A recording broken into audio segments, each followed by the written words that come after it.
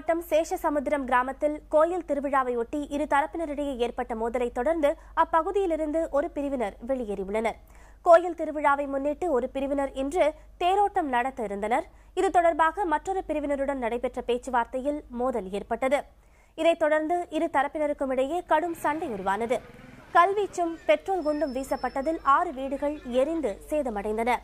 இதில் கோயில் தேரும் தீயிட்டு கொளுத்தப்பட்டது. மோதலை தடுக்க முயன்ற 6 காவலர்களுக்கு காயம் ஏற்பட்டது. மோதலை தொடர்ந்து அக்கிராமத்திலிருந்து ஒரு பிரிவு மக்கள் கிராமத்தை விட்டு வெளியேறியுள்ளனர். பதற்றத்தை தணிக்க அப்பகுதியில் 144 தடை உத்தரவு பிறப்பிக்கப்பட்டுள்ளது. மோதல் நடைபெற்ற கிராமத்தில் டிஐஜி ஸ்மித் சரண், கோட்டாட்சியர் மாலத்தி உள்ளிட்ட அதிகாரிகள் ஆய்வு நடத்தினர். மோதல் தொடர்பாக 100க்கும் மேற்பட்டோரை கைது செய்துள்ள காவல்துறையினர் அவர்களிடம் விசாரணை மேற்கொண்டுள்ளனர். இதனிடையே சேஷசமுத்திரம் பகுதியில் நிலைமை கட்டுக்குள் வந்திருப்பதாக கூறியுள்ள மாவட்ட ஆட்சியர், பாதிக்கப்பட்டவர்களுக்கு தலா 5000 ரூபாய் இழப்பீடு வழங்கப்படும் எனவும் அறிவித்துள்ளார்.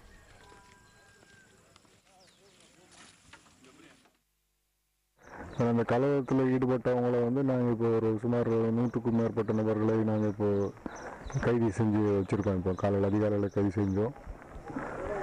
அதில் குற்றவாளிகள் அவங்க அப்புறம் நேற்றுக்கு நடந்த நிகழ்வுகள் அதுக்குண்டான கேஸு, இந்த சம்பவத்தில் அரெஸ்ட் பண்ணவங்க அவங்களோட கேஸ், அந்த ஒரு ப்ராசஸ் தான் போயிட்டுருக்கு. அப்புறம் மேற்கொண்டு இப்போ இன்னும் எந்த ப்ராப்ளமும் இல்லை. போலீஸ் பந்தோபஸ்து, பிக்கெட்டிங்லேயும் ஆர்டிஓலாம் இருக்காங்க. இப்போ ஒன்றும் சுச்சுவேஷன் அண்டர் கண்ட்ரோல் தான், நோ இஷ்யூ.